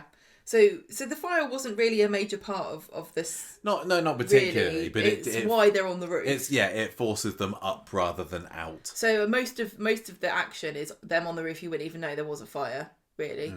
But somehow Alia pops up as well, doesn't she? Because she'd been knocked out in speed dial, and then she just wakes up, comes round, and then she pops out the window, and they have this fun little scuttle along the roof of number 6. Yeah, and so Jeff's like haranguing Yasmin, and then he slips and he's like, "Help me, you idiot!" Yeah, help me, you stupid woman. And she tries to, but she's such an idiot that she can't. She was gripping hold of a roof. I'd like to see you try. She throws him a scarf, that was a doesn't joke. he? But he just ends up he slipping down. He fumbles it further, and he gets pecked to death on the floor. Yeah. So in terms that doesn't count as a death, though, does it? From a fire? No, I'm going to say no. You got to be incinerated, and that was a fall that killed him. But so yeah, in terms of was that an exciting and memorable Coronation Street fire? Not particularly, but I do give it plaudits for being done during massive COVID restrictions. Being under incredible restrictions. One house fire that I really did enjoy, and maybe it was just the story, was when Audrey's house was set on fire back in 2002. So this was at the height of the Richard drama, when Richard Hillman was trying to convince everybody that Audrey was losing her marbles. And one of the things that he did was sneak into her house late at night, arson. Yeah, that was arson. Set a fire. Set the stove, the hob, on fire. With a tea towel, and then leaves and sits outside. What? We had that same mug. What mug? There's a mug. She was making herself hot chocolate or something. Oh, was she? I didn't notice. And that mug, we had that mug for ages. I don't know where it is now. It had a little daisy on it. Oh, okay. Weird. So we get to see a few scenes of the kitchen ablaze. Probably fired now. Probably never got that mug back. I want to know whether they recreated that set, because Grasmere Drive is always filmed on location, isn't it? They don't have a set for it. It was the same place for years and years and years, and then they moved it very recently. And you see as part of the episode, the fire brigade come in and they're standing in the hallway, and then you can see, further into the shot, you got the kitchen on fire, and I was like, did they set somebody's house on fire for this? I'm going to say maybe not, but... Well, they must have had a lot of disruption in this street, because it wasn't just a residential street, and it's not that close to anything. Yeah, we visited it, yeah. And so... When you sign up for your house to be involved on Coronation Street, you're not going to expect that it's going to be burnt down. So Audrey's upstairs alone, sleeping, and then she wakes up in coughs, and luckily Steve and Archie turn up, don't they? Yes. Steve the taxi driver gives Archie a lift, and they see that the house is on fire, so they rush in, and Steve kicks the door down. Oh yeah, and this is Audrey falls down the stairs, doesn't she? Yeah, a lot of people fall down the stairs. Seems like when there's a fire in Corrie, if you're upstairs, you're going to fall down the stairs trying to escape. So I say stay in bungalows is the best move. Yeah. Then you can just jump out of a window. But she was fine. She was all right, wasn't she? Don't worry about her. Then Peter. Now, this was another cigarette Did we do Peter already? No, we haven't done Peter. This was Drunken. This was drunken Accident. Peter. I think this is towards the beginning of his alcoholism storyline. He's just enjoying having a drink and a fag in This his is 2009. flat. Yeah, he goes to sleep on the sofa. A cigarette rolls out of his hand and onto the carpet. Meanwhile, you got Simon, little Cute baby Simon, asleep in his room, and Leanne the rabbit, named after Leanne Battersby, happily. Merrily hopping around in his cage. But the best part of this was I can't remember. Am I right? Was Leanne the rabbit a boy rabbit? I don't. I think he was, and that was part of the joke. And that Simon just was so obsessed with Leanne that he wanted to name the rabbit after her, gender be damned. Yeah. Well, Leanne's gender neutral name now. Yeah. Anyway, the best part of this whole thing was how cute Simon was. He was brilliant. Deirdre's at home. I think she is with Blanche, yeah. Yeah. And he phones her up and she's like, "Hello, Grandma, what's our address?" And she's like, "Oh, what? Why?" And he says, "Oh, it's just for the fireman, bye." And then she's like, "Oh my God." He's very practical, is Simon. Calls him back and she's like, he answers the phone, he goes, "Grandma, get off the phone, I'm trying to call the fire brigade." How old is he at this point, do you reckon? Know, He's like, 6, 7, I reckon. So she's like, "Oh my God." So she rushes outside, sees the smoke, gets everyone to phone the ambulance and the fire brigade. Simon wakes Peter up, but they both collapse on the way out, so they have to be rescued. Tony and Luke Strong, they rescue them. And I think Luke goes in for the rabbit. Yeah.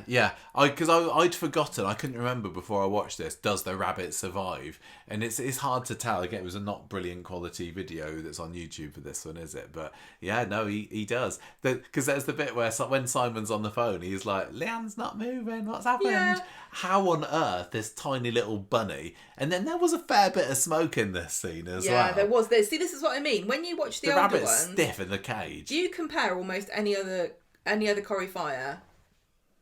You will notice when you watch the Platt one from this week that there was not enough smoke in it. I just don't think there was. Anyway, so Leanne dies 5 months later. Yeah, Leanne related causes. Yeah, so sad, isn't it? Yeah. Yeah. So oh well. What else did we have? Well, shall we talk? There was.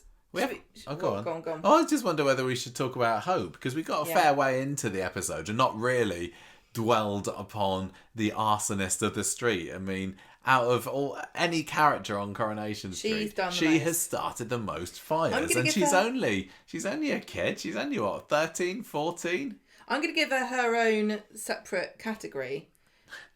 Of causes of a fire. So Hope. She set a trampoline on fire. Yeah, that was 2017. Yeah, there wasn't particularly that much of a visual spectacle. It's pretty much just a load of smoke. Do you remember she had a doll with a lighter trapped inside? Like she used to take the head off the doll and there'd be a cigarette lighter inside. She set a bin on fire one time. It was her and Jack. And there was Jack was such a drip in this scene. Jack's often a bit of a drip, isn't he? So they basically have a bin and they put a bunch of fire in it and it kind of goes up a bit flamey and then Jack's like, "Oh no!" And then Kevin rescues him in inverted Hope in commas. that scene was great. She's just dancing around brilliant. And she's gleeful. She's jumping around, just so excited about this massive inferno that she's created.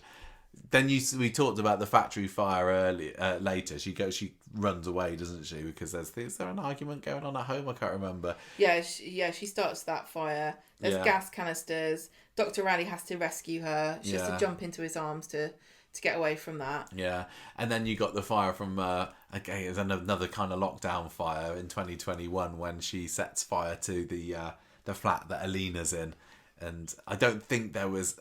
Were there any flames in that one? I don't think that there were. Really. It's just a bit dull. Just smoke. Yeah. You don't even see her starting the fire, do you, on that one? You see her looking at a candle and some nail varnish remover.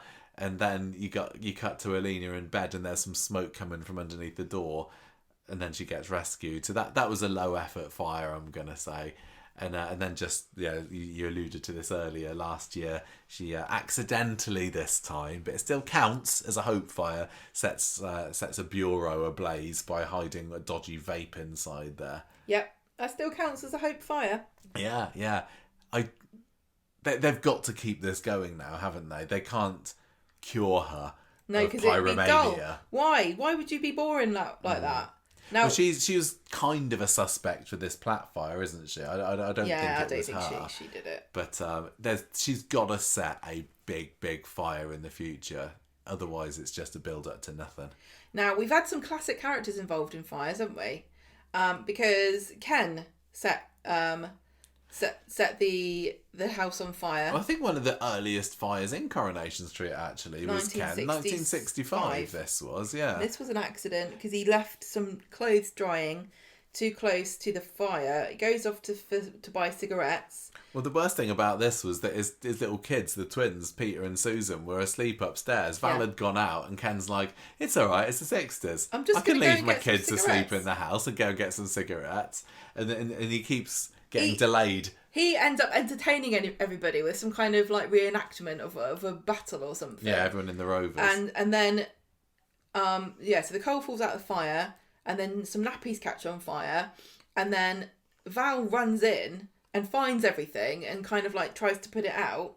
This was brilliant because this was all black and white and you could tell it was a real fire. And then you got poor Anne Reid. She has to like run to this drying rack of flaming nappies and push it over. Yeah. Literally, she had to, with her hands, her bare hands, push over some flaming nappies. They wouldn't have them do that these days, would they? But no.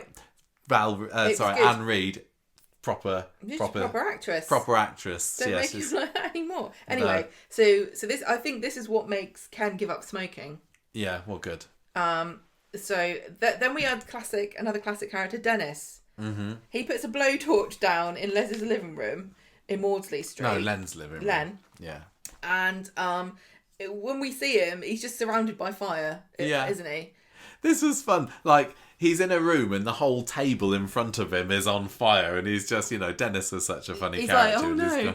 Yeah, basically, oh my God, what do I do now? And this is the famous scene where Patrick Stewart comes in as a fire officer. Yeah, he's like, hello, I'm going to do my booming acting voice. And he clears him out and he's like, how did this happen? And Dennis is like, oh, it's a blowtorch. He goes, that wasn't too clever, was it? And he's like, no, not really. This was one of the first like decent-ish fires. You had to you had to go a bit further to have whole buildings on fire, but to have a table ablaze in the middle of the set, that was probably pretty. That was pretty something considering we were only talking 1967 here. Another classic character who set fire to something, David, in his garden in 2001 when he was a little tyke. Oh yeah, David, He makes a little fire. He's been around fire quite a lot, that David. Yeah. The fire just this week. There was the car with Anna Windass. Yeah, there was a little mini fire in 2001, wasn't there, where he and his mate were doing a little bonfire in the back garden. Then he gets called in for his tea, and then when he comes back again, the whole washing line is on fire. Yeah, and then that gets put out pretty quick. We actually, there's no way, not a chance, that in this episode we're covering every single fire. We'll have forgotten some, and there was even some we haven't got notes for here because I just was remembering them through the week. There's hours and hours and hours and hours. There are many hours of fires on Coronation Street, like because we just watched one earlier, which was Toya and Spider setting Emily's living room on fire, didn't we? Which was accident. That was an accident. They had some candles and they went upstairs into their bathroom to have a bit of a shared scrubbing of each other's backs. Come downstairs, the curtains are aflame. It's ecological, isn't it, to share a bath? Yeah, exactly, it was. But the story that followed that was they tried to... Emily was away on holiday, I think, and they tried to redecorate the house and use the same wallpaper. And over the course of a few episodes, they're panicking and they think that they've got it looking exactly as it was afterwards. But the second Emily steps inside the house, she's like, what have you done here? We also saw, speaking of curtain fires, the again accident. Oh no, this is cigarettes. This is cigarette. Ryan Connor and Sophie setting Steve's curtains on fire one time. Very brief. Yeah. That was nothing to write home about. So a boat. We had a boat on fire. That's exciting. Flaming boat, yes. It? Peter Barlow's boat that was outside the factory a couple of years ago. And this was a mystery, wasn't it? Because so Peter's on. Who was on the boat? Was it just Simon? Simon's asleep. Peter has to rescue him. He has climbed up the factory gangway. Yeah, that was a good action scene. Kevin and Tyrone trying to put the fire out with a fire extinguisher, and then Peter had to jump off the boat onto the cobbles. I always remember thinking he should have hurt his ankle a little bit more. Well, he's very good at jumping. The fire does spread to the factory, and that's where the roof gets compromised, doesn't it? Yes, that did. That's what led into the factory roof collapse. That was a fairly good fire. This was the mystery. Everyone thought it was probably Peter, didn't they?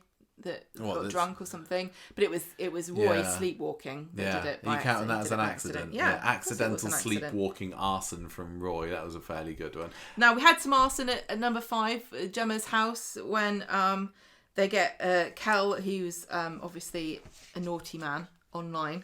They find out where he lives, or they think he lives there. They get arson so for they a bit. Put some flame in. Abby comes to the rescue. That was a low-key fire. Gemma runs down the stairs without the kids, which I thought was a great move, but unfortunately they got rescued. Oh, what about, speaking of classic fires, there was that one where Elsie set the sofa on fire that one time, didn't she, with a cigarette? Yeah. So there's another one. Hilda comes round to borrow a cup of sugar and finds an awful lot of smoke and not many flames, and they drag Elsie outside, and by the second half of the episode she's up and about, so definitely low-key. We got the flaming burger van. That was that. How did that start? And that that was Molly and Tyrone. Yeah, that's just been on recently on ITV3. They bought a van and converted it into a burger selling things. They go to a car boot sale, and on the way back, it's quite funny. They're going, oh, it's really hot in it. It's quite warm, and they're thinking it's just like the residue from the ovens. And there's passers-by kind of waving at them, and because the whole thing's on fire. Yeah, there's flames going everywhere. Driving along the street, and there's flames coming out of it. And Tyrone's like, no, we're closed, and then they end up driving into a lake. Classic scene. That was a good one. What else did we have? I think. Are we almost? Oh, Kathy's house went on fire once. Oh no, that was Kathy's hoard. How do you count this as arson or accident? Because she's trying She's just found out that her dead husband and her sister had been having an affair for years. So she gets a load of his stuff and burns it in a bin, just like, oh, I'm going to set fire to my memories. And then she has a phone call, I think, does she? And when she comes back into the lounge, the whole place is ablaze. And because Kathy was a bit of a hoarder, it's somewhat of a death trap. And is it Roy that rescues her in the end there? Roy or Ken, maybe? So I put that as an accident. Now, do we count Anna Windass on fire as an accident? Yeah. Okay. And then we had Becky. Did we talk about Becky in the salon flat? I don't recall the circumstances. She just gets rescued. That was an electrical fire in the cafe. So I put accident. Oh, in the salon flat? Yeah.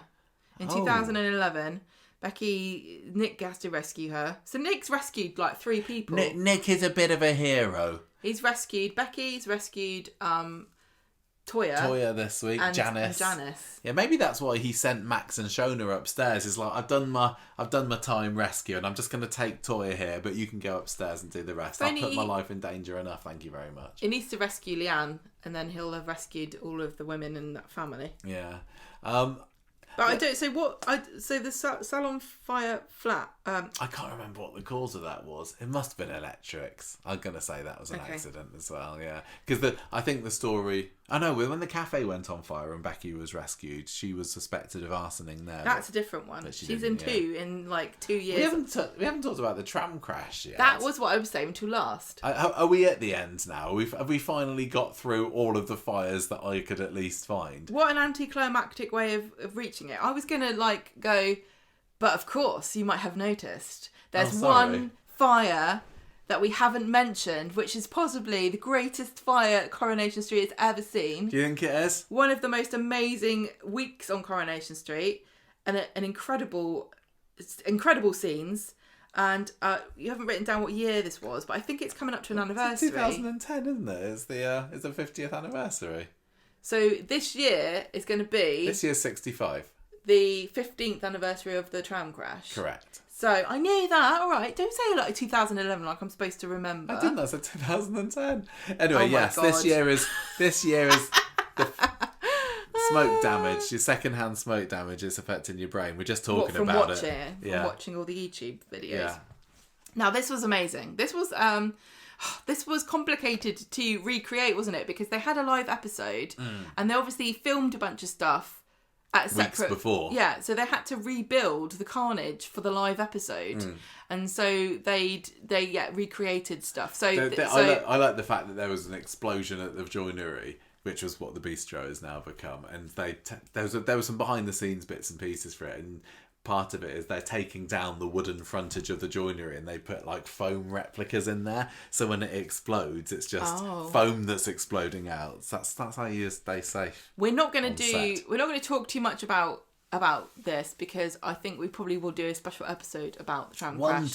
One day we will rewatch, because we haven't watched the tram crash week since it was on, have we? I think at the end of this year we need to do a 15th anniversary tram crash rewatch at last. Yeah, because it wasn't just that. There were all these extra bits that Coronation Street filmed, like the news reports and other bits that they added online. It was pretty special.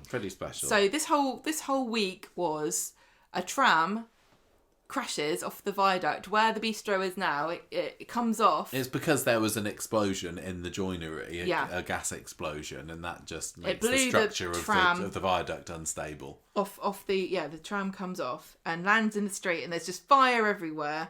The cabin's on fire. The joinery's on fire. I think the big fire drama I remember was number 13, because the tram crashes into the shop and then number 13 next door catches on fire. Rita's on the floor covered in sweets. Oh, yeah, yes, she is. That's over at the cabin. Yeah, I know, but I'm just saying. Yeah, it's very dramatic, Everyone's on fire. There's fire everywhere. The main fire, I think, was at number 13, because you had Claire Peacock, you had baby Freddie, you had Joshua, Simon, Russ. Russ was a little kid. I'd say let them that was die. Cheryl's son who lived there at the time. Let they were them all die, trapped because inside. Why are you in fire again? Did you watch this scene earlier? Did you see Lloyd trying to rescue them? And then there's a he kicks down the door, doesn't he? Fire comes out. He runs in. He leaves Simon because he knows not to bother for Simon. But Jason rescues him. Yes. Yeah, he's trapped in a wardrobe, isn't he, little Simon? He's hiding away in a wardrobe. Yeah, they get rescued by firemen. Then you got, meanwhile you got Kieran and Nick and Peter and Ashley trapped in the joinery. That's ablaze as well. You got, it's the just cabins on wall to wall fire. I don't remember there being a whole lot of fire for the actual live episode, because that's Thursday. Most of it's out by then, and I think that's probably a good idea. That if you're doing a live episode, you don't want to risk having too many fires going. Yeah, and that was where some of the big drama happened. But we won't like Molly dying and stuff was on the You've Thursday. Spoiled it for everybody. And I think maybe Hope being born as well. Peter. But do we count very exciting. Any deaths here? Ashley. So Ashley but things collapse on him, don't they? Yeah, but I think I'm going to say, there was an explosion.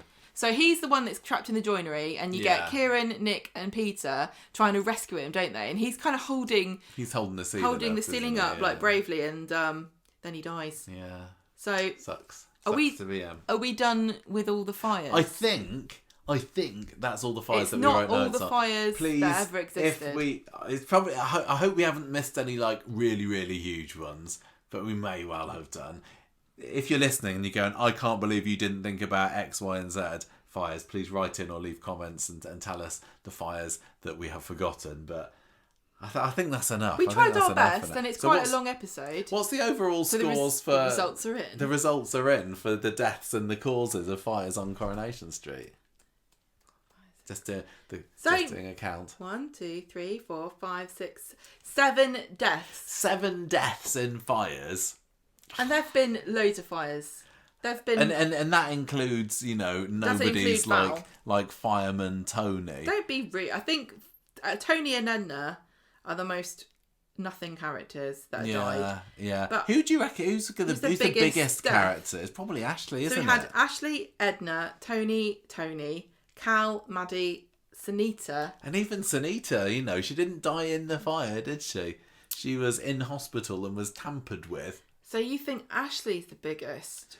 Yeah, but... I think Sunita. But Ashley was in the show longer. That's all I'm going to say. But also, I'm going to say that Cal Yeah. Cal was probably the most dramatic fire death, just because of getting caught in that big explosion. Tony was epic. Tony Gordon going back into the flames and then the explosion. They're all pretty good. I think Edna was the most comedic. Edna was the comedic the fire saddest death. one. Yeah. But I think on the whole they're pretty good. But I think we want more deaths. I mean, do you count like Luke Britton? Because he got blown up in a car, didn't he? And all the car fire. Like there was another fire, and you can delete your comment if you've written about this already. Doesn't Hannah set Phelan's car on fire at one point? But who does that? Oh, yeah, maybe. I mean, we did say it's not all the fires. No, it just took us long enough to put this But, together. people do love on YouTube to write a comment about something, like, right at the beginning of watching it, that gets addressed later, and then just leave it there. That does happen. So enjoy yourself if that's what you're doing today. But what's the cause? Yes, I want to know what the most common cause of fire is on Coronation Street. Joint...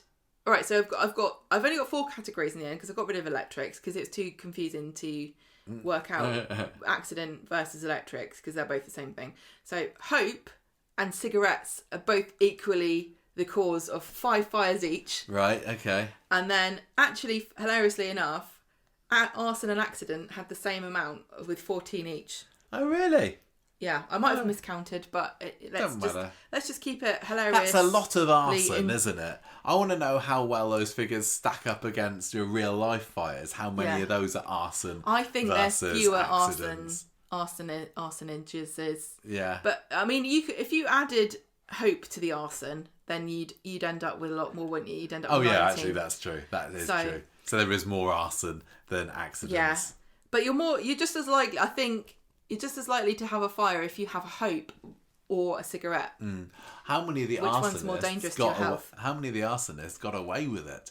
That's the question. Carl Monroe's ended up getting arrested, didn't he? That was when John Mitchie left the programme. But I mean, Hope's been caught every time, but does she really get any punishment? Not really. Not really, but she's going to get to an age where you can't just shake your head and tut anymore. I need them to do something Mad Meyer-ish with Hope to celebrate. But it's a shame because she's a sympathetic character, isn't she? She's in no way a villain. She's just a troubled young girl. She's a cow. No, she's.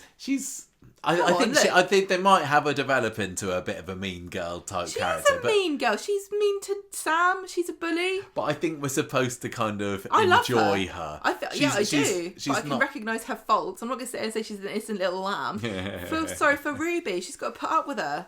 So, what would you say were your top fires? Is it the big ones? And maybe out of all the small fires, were there any there that you'd like to say as honourable mentions? Because I think the Victoria Court fire does, hold a pretty high place for me. The second Rovers fire, it's all the big ones, isn't it? Mad Meyer fire was amazing. The Mad Meyer fire, and the tram crash stuff. That was always gonna be one of my favourites. I think the tram crash is hard just because there's so much going on tram crash week. Tram Creek. The fire bit of it maybe gets swallowed up by the other drama there. It's one drama among many, many others. I liked Peter's flat fire with Simon in it, because I do remember watching that at the time and thinking that was really dramatic and exciting. And I love all of Hope's fires. I think I very much enjoy watching those happen.